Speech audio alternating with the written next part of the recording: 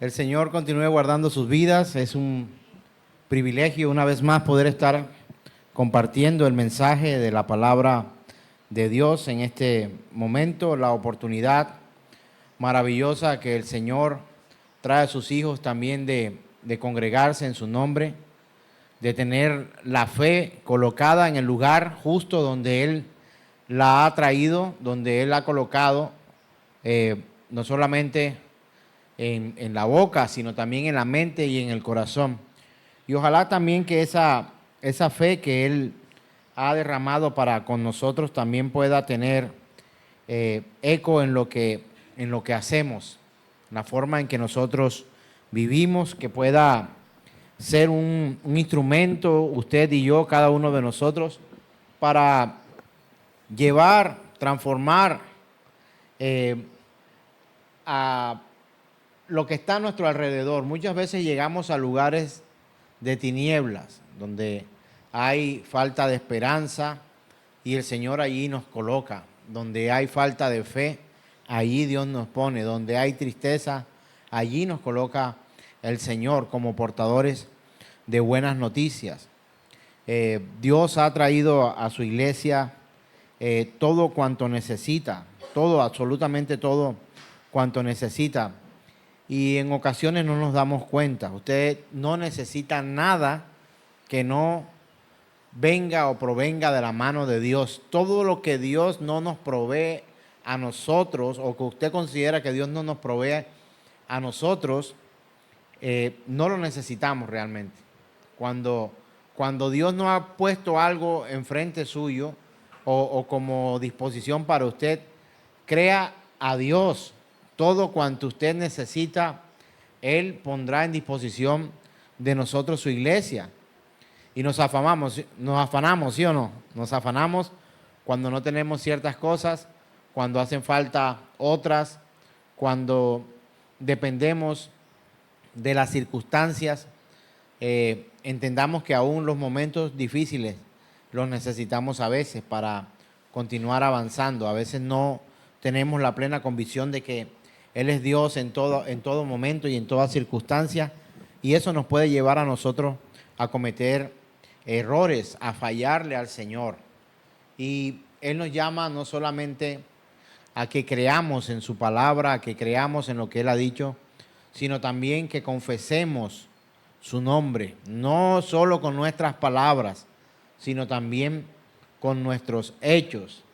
Si en algún momento usted pensó en que Pedro negó al Señor de una manera despiadada, muchas veces nosotros negamos al Señor con nuestros actos también. Así como Pedro falló porque dijo no lo conozco, no sé quién es, no confesó al Señor, también nosotros lo hacemos en muchas circunstancias cuando con nuestra forma de ser o de actuar terminamos negando a Cristo de manera pública. Entonces esto tiene que ser algo que nos encamine a poder continuar con esta serie que se llama Un llamado a la fe, y que hoy comenzamos un nuevo capítulo para compartir, y es creer y confesar. De pronto usted y yo hemos tenido mucho tiempo oyendo acerca de creer y confesar, pero quizá lo tengamos ubicado de una manera no muy bíblica. De pronto tenemos esto de creer y confesar solo como una estrategia de autoconvicción, o de tratar de hacer confiar a otros, o que otros crean a partir de confesar, de decir. Entonces, para ello vamos a leer la escritura, por supuesto, Romanos capítulo 10, versos 6 al 10 en adelante. Vamos a leer. Quiero hacer la aclaración que muchas de las notas que hoy vamos a compartir tienen que ver con un libro el cual estoy estudiando desde hace bastante tiempo, del pastor Paul Washer, que tiene por título Un llamado al Evangelio y la conversión verdadera. Quiero hacer esa nota para que comprendamos que algunas de las menciones que haga se van a referir también a este libro. Pero por supuesto que nuestro fundamento principal es que la Biblia, la palabra de Dios. Y Romanos capítulo 10, versos 6 al 10 dice de la siguiente manera: pero la justicia que es por la fe dice así: no digas en tu corazón, ¿quién subirá al cielo? Esto es para traer abajo a Cristo. O ¿quién descenderá al abismo? Esto es para hacer subir a Cristo de entre los muertos, de entre los muertos. Mas, ¿qué dice? Cerca de ti está la palabra, en tu boca y en tu corazón. Esta es la palabra de fe que predicamos.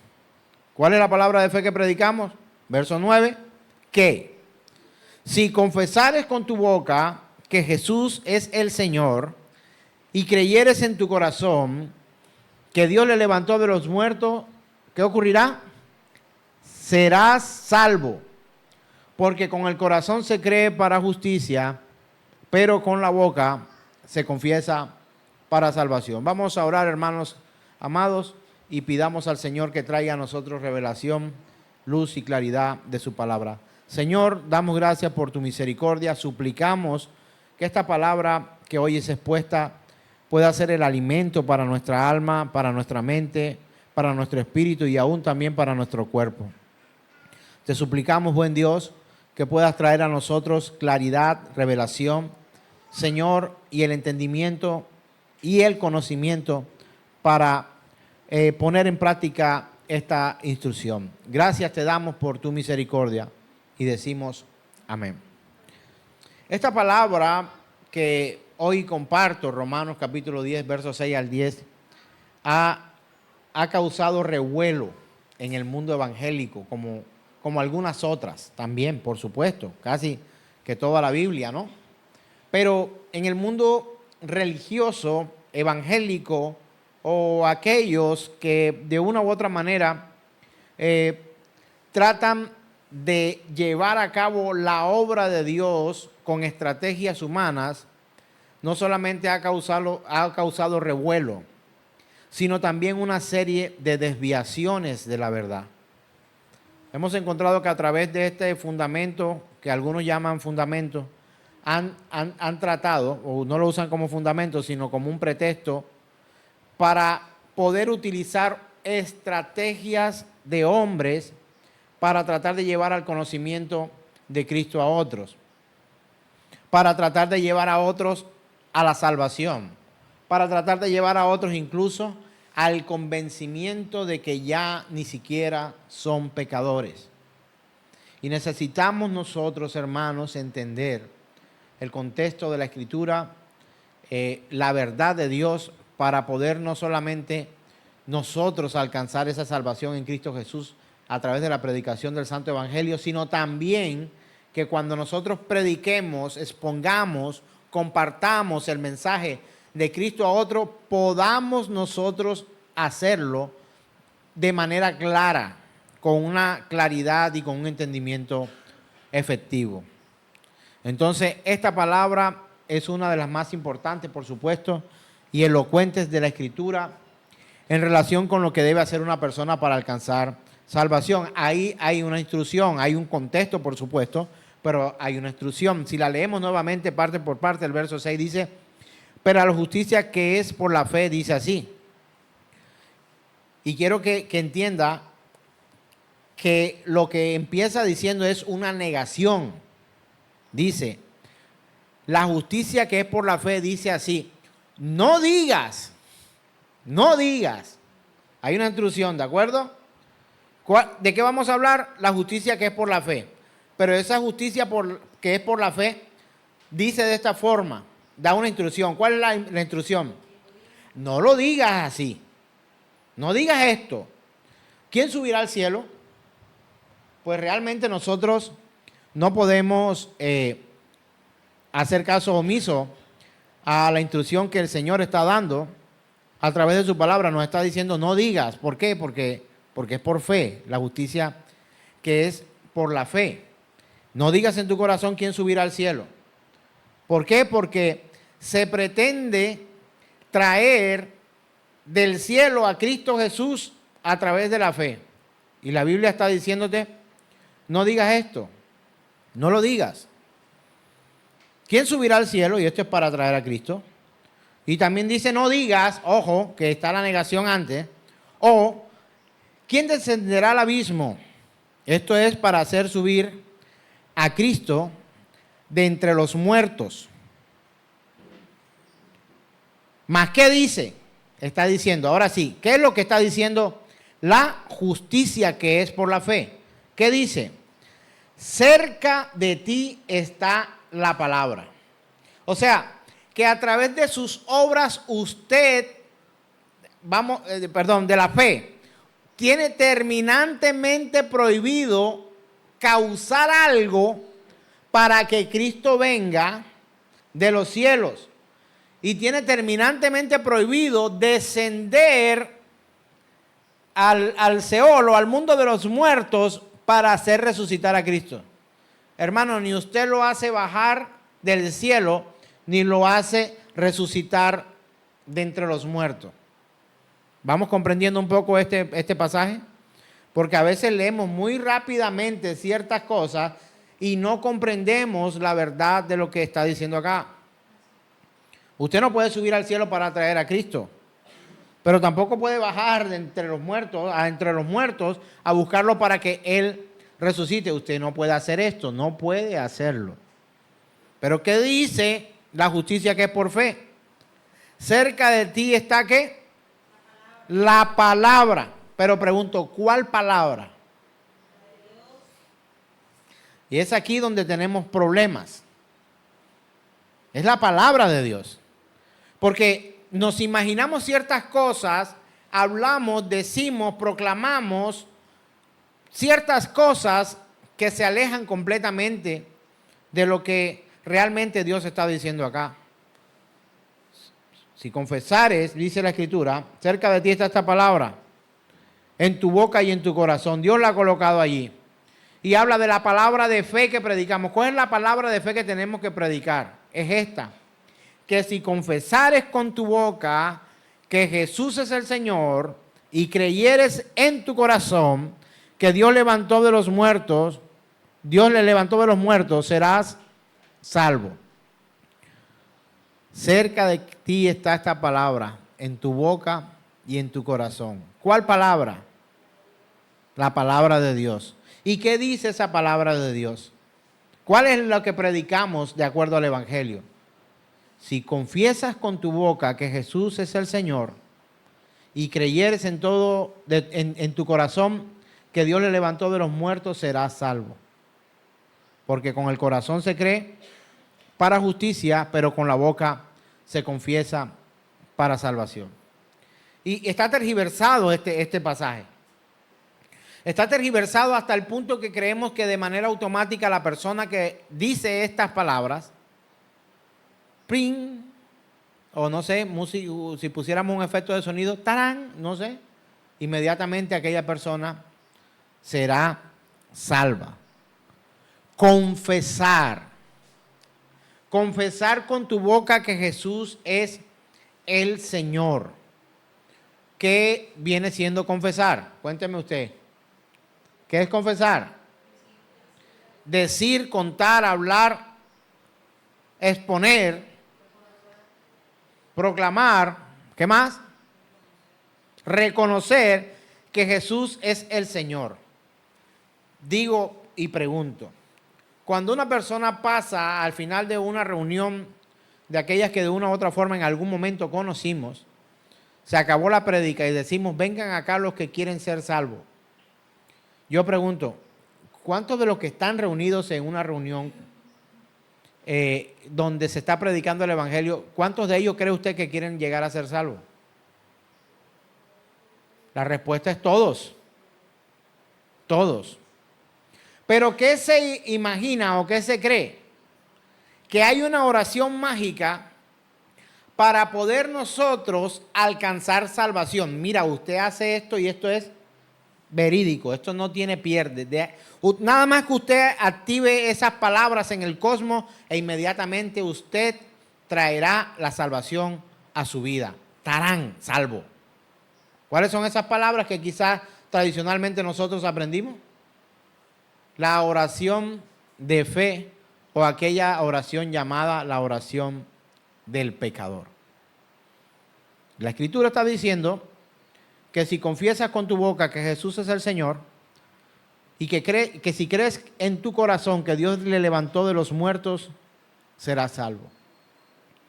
Mire, para que alguien llegue a entender esto, tiene que conocer a Cristo. Tiene que conocer el Evangelio. Y quiero darle un dato porque algunos hoy consideran que esta fue una estrategia utilizada por los santos hombres de Dios en la predicación del Evangelio y que ellos vinieron de antaño hasta nuestros días poniendo a otros a hacer la oración de fe. Yo quisiera que si alguien consiguiera en la Escritura un mensaje donde alguien fuera invitado al frente para que repitiera ciertas palabras y con esas ciertas palabras alcanzaría salvación, que usted me escriba, me llame por teléfono, me diga: pastor, en tal cita, Pedro después de predicar se levantó y puso a tales y tales personas a hacer la oración de fe. Pues déjeme decirle que esto es algo nuevo. Nuevo, no tiene 100 años de estarse implementando en los últimos famosos predicadores. Uno de ellos fue Billy Graham. A nosotros, la mayoría de los que nos expusieron el Evangelio, pues vinieron de Norteamérica. Colombia fue un país que fue evangelizado por los norteamericanos. Y había un movimiento carismático en aquel momento tratando de impactar las multitudes y de hecho yo no digo que tenga un trasfondo diabólico o que nosotros creamos que todos esos hombres eran con el deseo de hacer mal. No, quizás aún venían con el deseo de hacer bien al predicar el Evangelio y de hecho lo hicieron. Pero no podemos suscribirnos o afiliarnos a la idea de que al activar no sé qué, no sé dónde, a través de estas palabras mágicas, la persona es o era automáticamente salva. De pronto algunos de los que han venido a este lugar, de pronto se preguntarán y se cuestionarán por qué el mensaje es tan bíblico que al final pierden la oportunidad de hacer pasar a la gente al frente y poner a la gente a que haga la oración de fe para que esas personas puedan ser salvas. ¿Qué estará pasando allí en aquel lugar? Hermanos, sencillamente porque no es una oración bíblica. No es una de las cosas o de las, llamemos, estrategias que utilizaron los santos hombres de Dios bíblicamente para alcanzar a otros. Para que alguien fuera salvo necesitaba recibir el mensaje de salvación a través de Cristo Jesús, arrepentirse de sus pecados. Y la confesión y la declaración y la fe que tenemos tiene que ser moldeada por la palabra y no por las costumbres. Y vamos a mirar ahora Hechos capítulo 16, verso 30 al 33. Sépalo, hermano, la oración de fe es de los últimos tiempos. Y de hecho, algunos atribuyen a John Wesley que hubiera comenzado con esto, un antiguo predicador que sin duda es uno de los que también me encanta leer porque tiene muchas enseñanzas. Pero ¿saben qué? Al final son hombres. El fundamento de nuestra salvación no puedes dejarlo en manos de hombres. Necesitas dejarlo por completo en manos de Dios. ¿Qué dice Hechos capítulo 16, verso 30 al 33?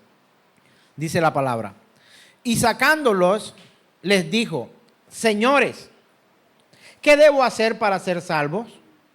Ellos dijeron: cree en el Señor Jesucristo y serás salvo tú y tu casa. Pero quiero que usted analice lo que dice el verso 32. Y le hablaron la palabra del Señor a él y a todos los que estaban en su casa, y él, tomándolos en aquella misma hora de la noche, les lavó las heridas y enseguida se bautizó él con todos los suyos. necesitamos conocer el resto de esta afirmación que hay en Hechos.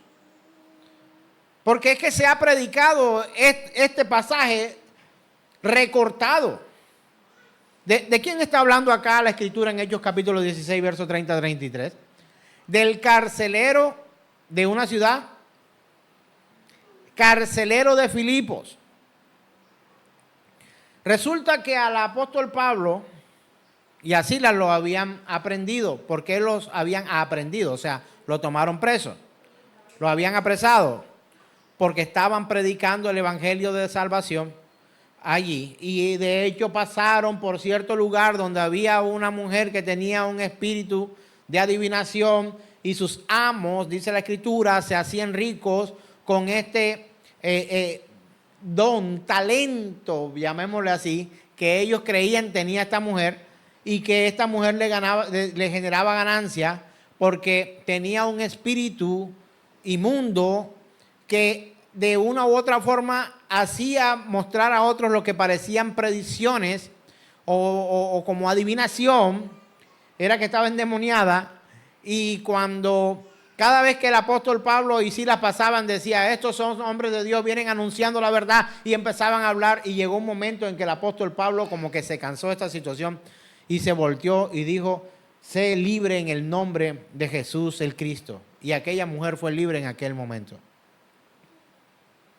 Por esta razón, como este ha dañado el producto de aquellos, lo aprenden, lo apresan, les quitan la ropa y les mandan a dar una limpia, lo que decimos nosotros en nuestra costa caribe, que le peguen. Y le dieron, lo golpearon y luego lo echaron a la cárcel. Este es el contexto de esta palabra. Y tengo que decirle esto porque usted necesita saber por qué aquellos estaban presos. Estos no estaban presos porque estaban haciendo algo malo. Estos estaban presos porque habían predicado el evangelio y estaban, al predicar el evangelio había una mujer endemoniada y aquella mujer fue libre.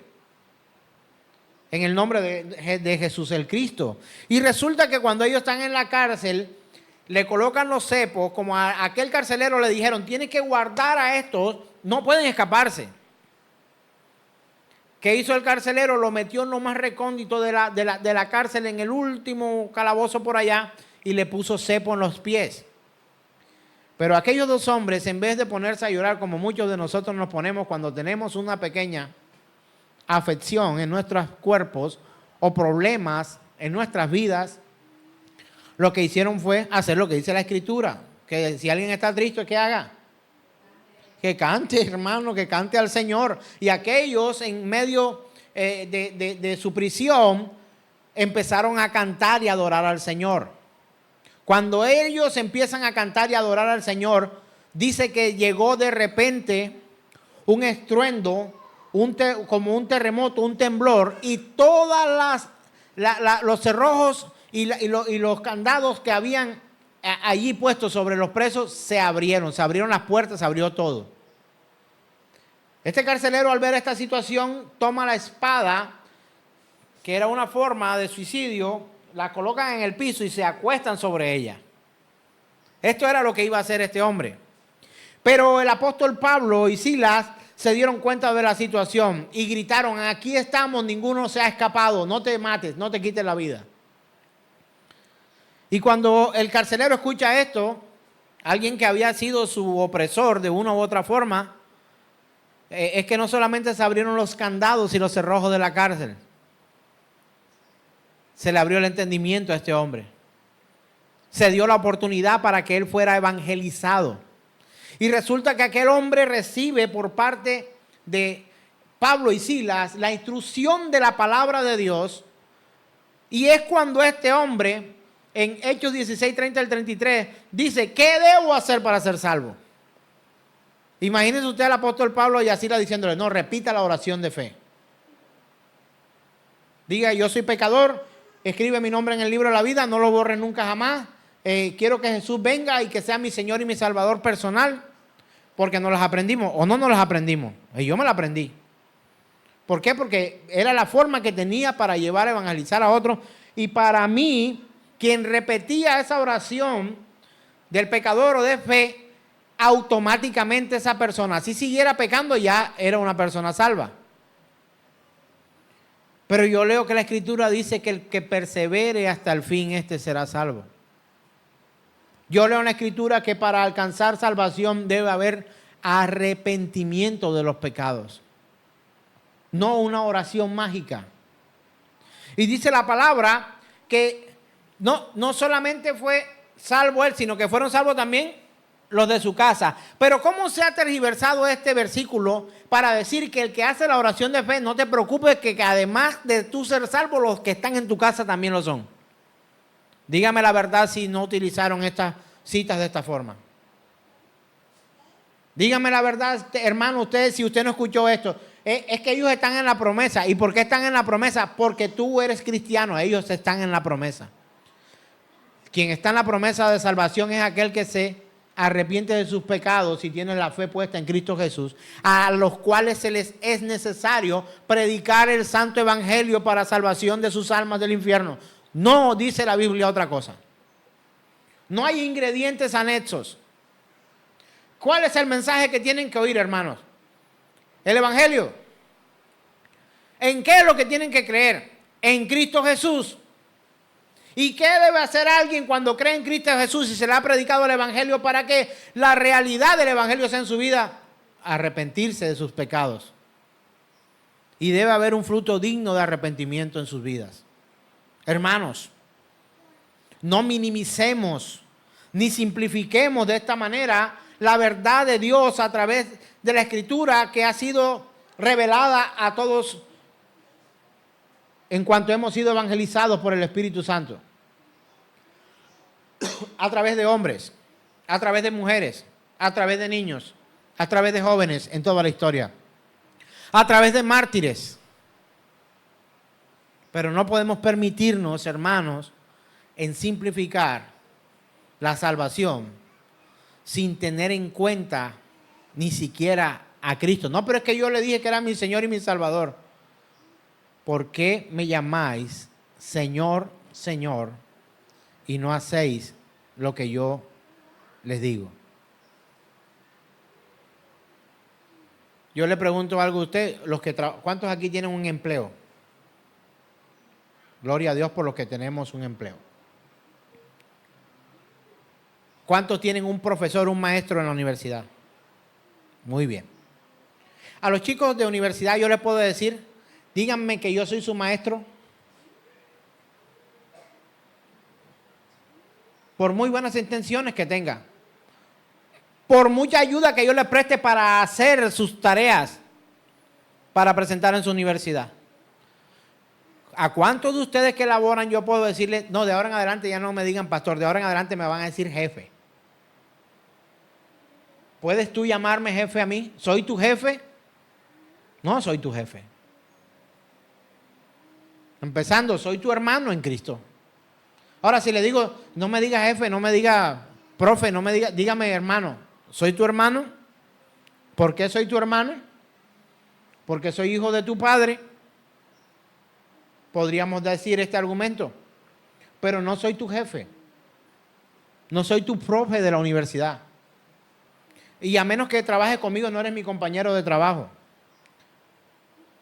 O a menos que no sea Santiago o Sebastián, no puedo llamarte hijo. Y si lo hago como una forma alegórica o como de cariño, pero no puedo demostrar ante un tribunal que eres o no mi hijo o mi hija. No puedo hacerlo. Puedo sentir el afecto, pero no me puedo hacer llamar tu padre. Entonces, ¿por qué sí podemos llamar al Señor Jesús el Cristo Señor y no pasa nada? ¿Es Él tu Señor? ¿Es Jesús el Cristo tu Señor? Si en realidad lo es, tienes todas las garantías para declarar con tu boca que Él es el Señor. Puedes abrir tu boca y decir que crees en Él, que Él es Señor y que crees con todo tu corazón que un día Él resucitó de entre los muertos. Hermanos, para entender esto, la obra regeneradora del Espíritu Santo de Dios tiene que estar en la vida de la persona. No es posible que alguien a la distancia obtenga la salvación cuando ni siquiera tiene en cuenta a Dios ni le importa. Ellos están en la promesa. ¿En cuál promesa? En que creen en el Señor Jesucristo y tú y tu casa serán salvos. Dígame si eso no fue lo que nos dijeron. Esto fue lo que nos dijeron. Pero volviendo a la Escritura, en Hechos 16, 30 al 33, leamos con cuidado. Verso 31. Ellos dijeron, ¿qué le dijeron? ¿A quién le dijeron? Al carcelero. ¿Qué le dijeron? Cree en el Señor Jesucristo y serás salvo, tú y tu casa. ¿Pero por qué tú y tu casa? Porque lo que continúa diciendo la Escritura es lo siguiente. ¿Qué dice?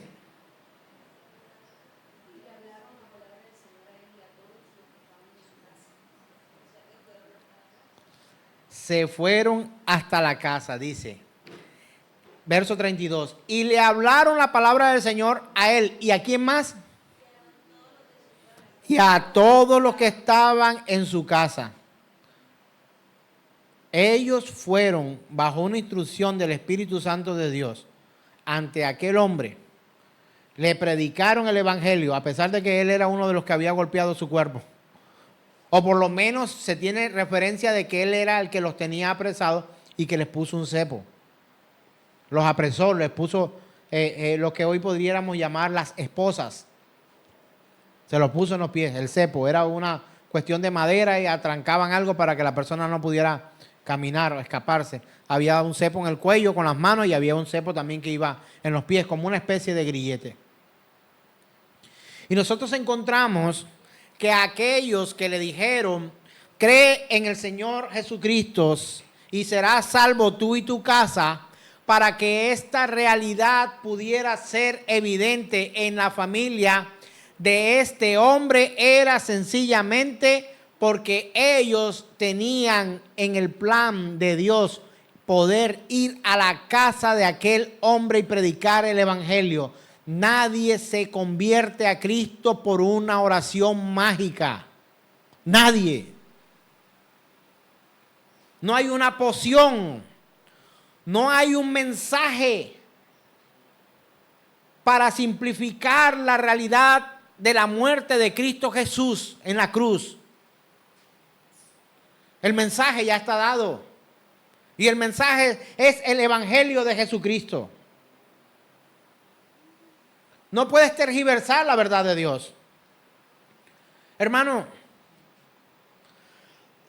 con mucha tristeza tengo que decirle, la oración del pecador, la oración de fe, repetida de manera automática y de una manera casi que a los trancazos, cuando pasas al frente y muchos ojos están sobre ti y te ponen a repetir con un micrófono, repita después de mí, yo reconozco que soy pecador,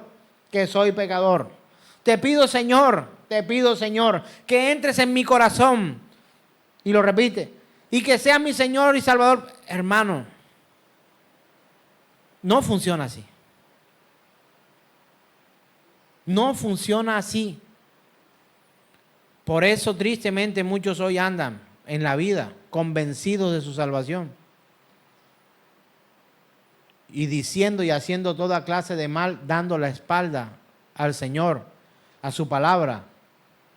No saben que un día Él pagó por sus pecados, y si lo saben no les importa. No hay una poción mágica ni unas palabras como abracadabra para crear salvación en alguien. El individuo, la persona, el creyente, tiene que arrepentirse de sus pecados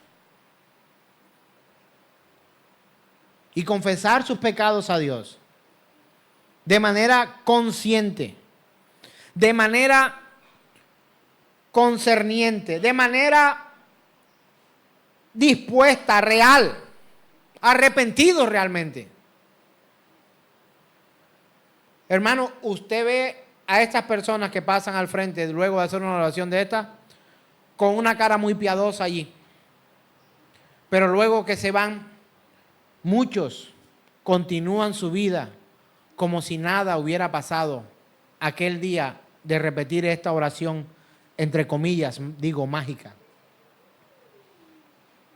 Usted nunca más lo vuelve a ver, su vida sigue siendo igual, siguen pensando y hablando y diciendo y haciendo las mismas cosas, y usted no encuentra en ellos lo que la Biblia llama como frutos dignos de arrepentimiento. Quizá lo vea un día o dos, y si le preguntas a aquellos si ellos están, si son salvos, si están bajo esa promesa de Dios, aquellos que se arrepienten, usted le va a preguntar y van a decir que sí. A cualquiera que usted le pregunte en la calle que si cree que va a ir al cielo, la mayoría le va a decir que sí. Es muy raro que usted se encuentre con alguien que le diga categóricamente no, porque yo no me he arrepentido de mis pecados. Y no lo voy a hacer, no quiero, no me interesa, lo haré después. Usted encontrará todo esto en la calle. La palabra de Dios dice que serás salvo tú y tu casa. Pero el verso 32 dice claramente que le hablaron al carcelero de Filipo y que esa promesa de que serás salvo tú y tu casa no funciona si no se va a la casa de aquellos a predicar el evangelio de Jesucristo. Lea conmigo el verso 32. Y dice, y le hablaron la palabra del Señor a él y a quién más. Y a todos los que estaban en su casa. Y él, tomándolos en aquella misma hora de la noche, les lavó las heridas. ¿Quién lavó las heridas? ¿De quién? El carcelero le lava las heridas a Pablo y a Silas. Y dice, y enseguida se bautizó él con todos los suyos. Hermano, la Biblia está diciendo que aquellos que creyeron en esa, entre comillas, promesa, creen en el Señor Jesucristo y serás salvo tú y tu casa, no estaban a la distancia ni estaban haciendo conversión por telepatía. Ellos tuvieron que ser expuestos a la verdad del Evangelio. Se le predica el Evangelio, creen, se arrepienten y luego de creer y arrepentirse se bautizan. Perdóneme si a usted no le gusta esto, pero tengo que decirle la verdad. La oración de fe es falso evangelio. Y el falso evangelio produce falsos creyentes. Sin arrepentimiento no hay salvación. Sin fe no hay salvación. No hay salvación. No la hay. No hay. ¿Cuál era el discurso del Señor al predicar? Hermano, pasen al frente y hagan la oración de fe. Dígame si usted lo encuentra. Usted no va a encontrar esto en ninguna parte. Porque no es bíblico. El día que Pedro predicó y dice la Escritura que se convirtieron más de 3,000 o más de 5,000, porque fue en un par de ocasiones, nunca pidió que alguien pasara al frente e hiciera la oración de fe o la oración del pecador. Lo que hizo fue predicar el Evangelio de Jesucristo. Y aquellos arrepentidos que se acercaron le preguntaron, ¿qué hacemos ahora? Crean en el Señor Jesucristo. Arrepiéntanse de sus pecados. Ya lo hice. ¿Y ahora qué hacemos? Bautícese cada uno en el nombre del Señor. ¿Por qué bautícese? Porque era una declaración pública, una confesión pública de que ya no tenían ese maestro que habían tenido toda su vida. Y quiero que sepan los muchachos, no solamente los jóvenes, sino también los adultos, que el bautismo no es solamente una práctica evangélica. Sócrates, Platón, Aristóteles, filósofos tenían discípulos y esos discípulos se bautizaban para hacer conocer públicamente de que eran seguidores, discípulos, aprendices de estos maestros. Si no me cree a mí, vaya al Evangelio según San Google. Consulte en Google. Consulte ahí en las notas, en la internet, busque. Si el bautismo era solamente una clase de acto religioso y no también filosófico. Así que a lo largo de la cristiandad, hermanos, por muchos siglos, el Evangelio ha sido fuente de consuelo para muchos, de verdad. De verdad. Pero también usted entienda que a partir de un tiempo, al predicar la verdad, de esa verdad empezaron a desprender falsos evangelios, a salirse de la línea armónica de las Escrituras, de la línea melódica de las Escrituras. O se iban muy para arriba convirtiéndose en legalistas, o se iban muy para abajo para convertirse entonces en libertinos. ¿Cuál debe ser nuestra línea melódica? La Escritura. Hermano, ni por arriba ni por abajo. Procure mantenerse en la línea de las Escrituras. Si la Biblia no lo dice, tenga el derecho y adquiera su derecho a dudar. Si la Biblia lo dice y está en el contexto de usted correcto, tenga el derecho a proclamar. Pero hermano, no baje la cabeza como oveja que va al degolladero para que se la corten y usted ni siquiera pregunta. Hermano, usted se puede parar en cualquier plataforma o altillo o tarima o púlpito, que no es altar. Altar es donde matan a alguien. Y entonces lo que se sube en el altar, ¿cómo se llaman? Hay una víctima y hay un sacerdote, y no somos ni lo uno ni lo otro, aunque sí somos llamados a sacerdocio santo. Pero entiéndase el contexto.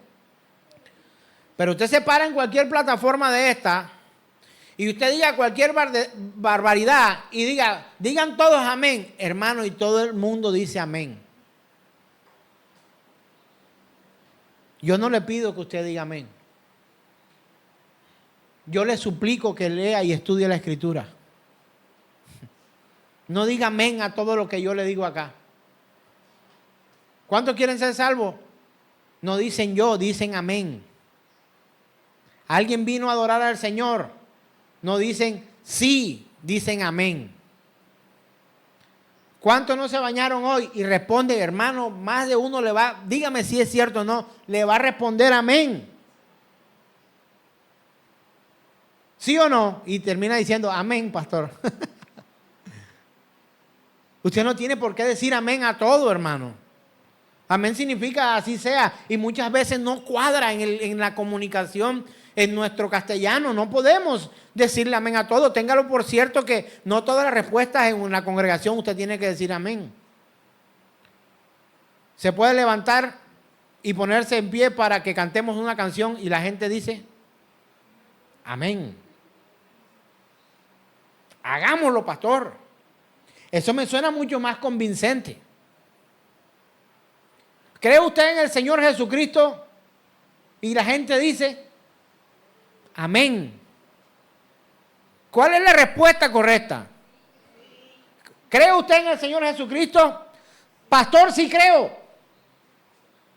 ¿Y sabe cuál es lo más terrible que en muchas respuestas? Es que involucra a los otros. ¿Qué sabes tú si el otro cree o no cree? Y responden, sí creemos. ¿Quiénes? ¿Puedes garantizar la fe del que tienes al lado? No la puedes garantizar.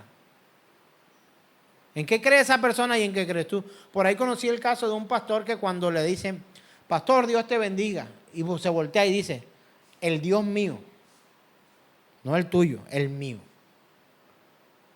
Es que suena hasta grosero y yo digo, caramba, y yo no me voy a poner en esas cosas, pero muchos tienen muchos dioses.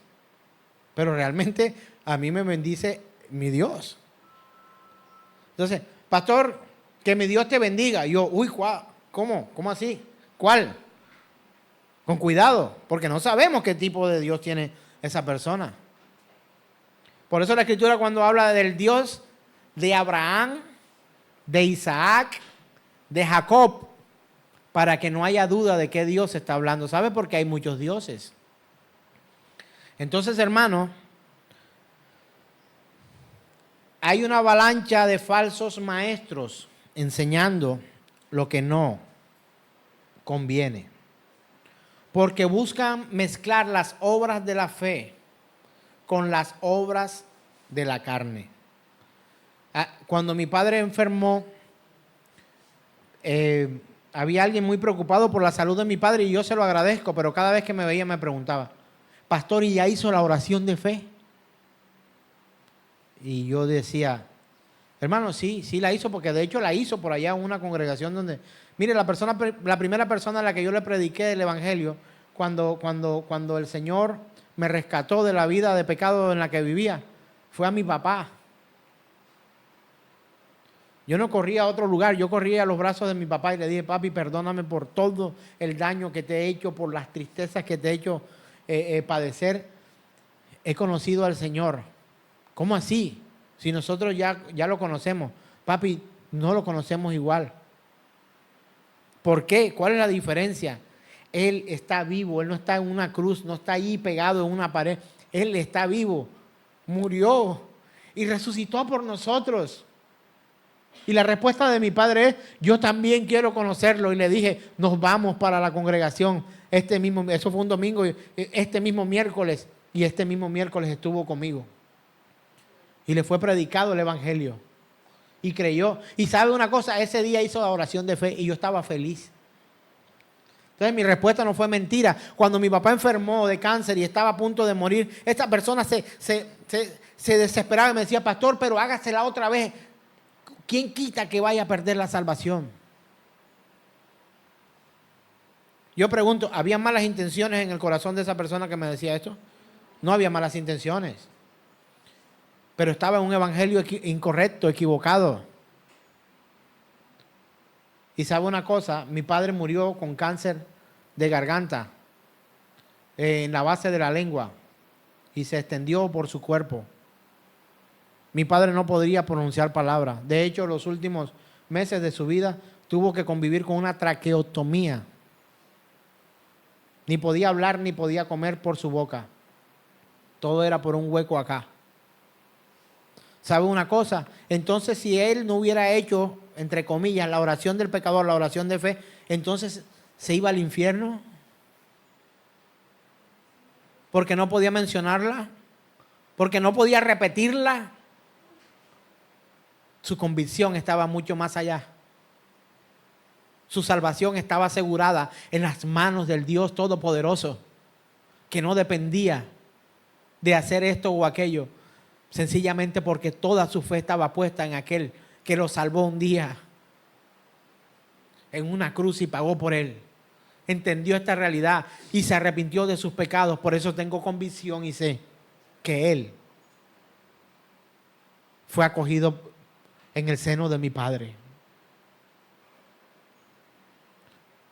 Y el que es mudo no habla, sino hace la oración de fe. No, pero la hizo en lengua de señas. Pero la Biblia dice si confiesas con tu boca. No dice en lengua de señas. Es que no se trata de esto. Es la convicción del pecador arrepentido, que necesita algo que él no puede hacer, que no puede proveer, que no puede fabricar para entrar en el grupo, en el reino, entre los habitantes de una vida eterna en una ciudad celestial con el Padre todos los días de la eternidad, de una vez y para siempre.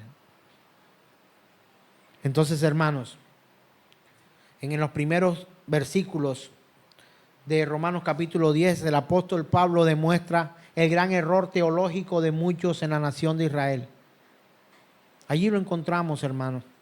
Si vemos Romanos capítulo 10, verso 1 al 3, primeramente leamos. Dice: hermanos, ciertamente el anhelo de mi corazón y mi oración a Dios por Israel es para salvación, porque yo les doy testimonio de que tienen celo de Dios, pero no conforme a ciencia, porque ignorando la justicia de Dios y procurando establecer la suya propia, no se han sujetado a la justicia de Dios. Hermano, no es por una tradición que nosotros alcanzamos salvación. Necesitamos sujetarnos a la palabra de Dios. Pablo responde ante ellos por el falso evangelio que venían predicándose unos a otros. Y al declarar que la obra salvífica de Cristo es la que marca en la vida del creyente. Hermanos, los que no son creyentes no van a ser salvos. Los que no se arrepienten de sus pecados no van a ser salvos. ¿Y creyentes en qué o en quién? Creyentes en Cristo. ¿Qué dice Romanos capítulo 10, verso 4? Porque el fin de la ley es Cristo para justicia a todo aquel que cree. Tú me dices a mí que no tienes luchas con tu fe. Dígame si las tienes o no. ¿Son cristianos ustedes? ¿Sí o no? No me digan amén. ¿Cuántos son cristianos aquí? Yo, bien. Son cristianos. Dígame que no tienen luchas en su fe. Las tiene. ¿Cuánto más alguien que ni siquiera le importa?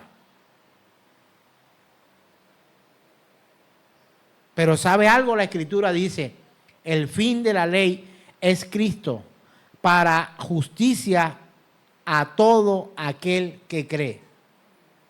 Que cree de verdad. Si tú creyendo de verdad tienes titubeos en tu vida, ¿cuánto más alguien que no conoce la Escritura, que no conoce el Evangelio? O que por primera vez, que dudo mucho que haya alguien que por primera vez va a una congregación. En estos tiempos muchos han ido a muchas congregaciones.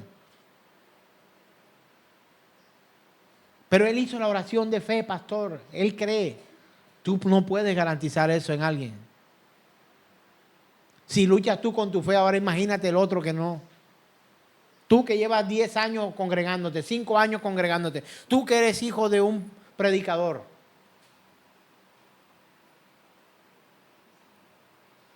Mi nieto, que apenas va a cumplir 4 meses. Y que desde muy temprano está aquí con nosotros. Tendrá que tener un día su propia comunión con Jesús el Cristo, el Salvador del mundo. Si él no se arrepintiera de sus pecados, tristemente perecerá. Se perderá. Pastor, pero él es un angelito. No es un angelito. Déjalo que crezca. Mis 2 hijos también eran unos angelitos. Después se convirtieron por ahí que murciélagos, dicen. Las alitas le cambiaron. También malos. También necesitan arrepentimiento, también necesitan creer. No, hermanos. No podemos sustituir la muerte de Cristo en la cruz por una oración mágica al frente de los hermanos de la congregación. No funciona así. No funciona así, hermano. No puedes minimizar el sacrificio, el calvario, los azotes, las heridas, la lanza en su costado. No puedes minimizarla así. Sus clavos en sus manos, sus clavos en los pies. Murió por ti, murió por mí. Así como las personas caídas no pueden subir o bajar, ni subir al cielo o bajar al abismo, así también la ley impone sobre ellas demandas que no pueden cumplir. Por eso la Escritura dice que el fin de la ley es Cristo. Necesitamos a Cristo, hermanos. Necesitamos a Cristo. No requiere de una hazaña, de un acto heroico de tu parte. Esto no requiere que seas un súper o una supermujer, o un súper o una super joven, o un súper o una super niña. No, hermanos.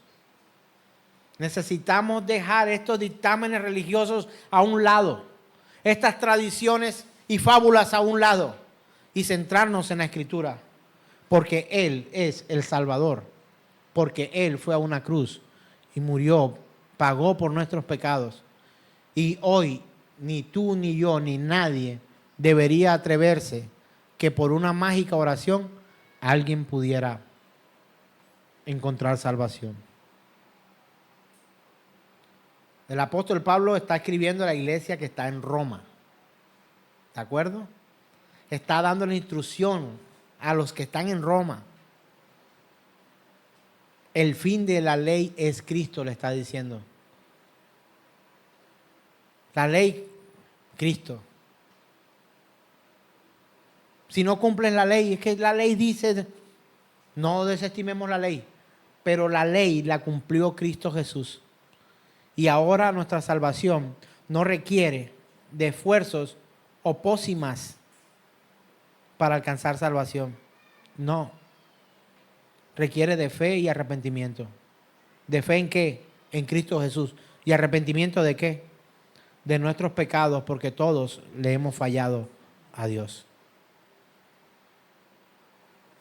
Podemos acceder a la salvación en el Señor con mayor facilidad, pero real. Ahora, mayor facilidad ¿para quién? Hermanos, para los que ya nos hemos arrepentido. Pero ¿cuánto le cuesta al pecador inconverso, al que no tiene ni quiere saber nada de Dios, aceptar sus pecados? Tanto que les es mucho más fácil creer que son salvos por esa oración y no arrepentirse de sus pecados y creer en el Señor. Así que, hermanos, hay un uso incorrecto de este pasaje. Y eso lo vamos a ver en el próximo capítulo de esta predicación, este próximo domingo, y seguiremos aprendiendo acerca de lo que es creer y confesar. Te pido que hoy te coloques en pie, porque vamos a rendir hoy nuestro corazón al Señor. De pronto le preguntas a alguien, ¿eres salvo? Y la persona te dice, sí, por supuesto. ¿Por qué? Porque creo en Cristo Jesús. ¿Y te arrepentiste de tus pecados? Sí, me arrepentí, pastor, de mis pecados. Y de pronto tú le haces la pregunta, ¿y cuándo te arrepentiste de tus pecados? Y te va a responder, el día que hice la oración de fe. ¿Puedo decirte que eso no pudo haber ocurrido? Es posible que pudo haber ocurrido.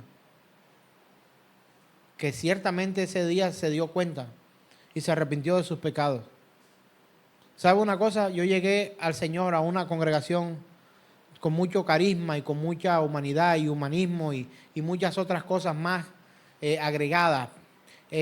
Poca instrucción del Evangelio, más instrucción para alcanzar puestos de liderazgo y ser importante en la esfera política y tener otras cosas más y ser famoso quizás y querer tener multitudes a través de un mensaje claramente incorrecto a la luz de las Escrituras.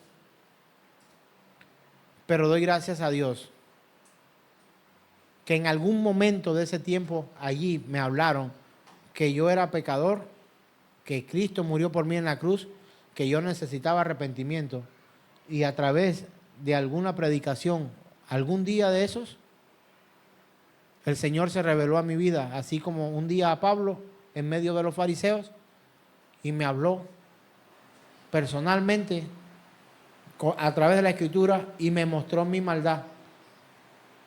Y esa Escritura me exigía arrepentimiento, que yo pudiera tener convicción en Cristo Jesús. Así que, hermanos, hoy, si es el día de tu arrepentimiento, si hoy es el día de tu arrepentimiento, le doy gracias a Dios porque es el día de tu arrepentimiento. Amén.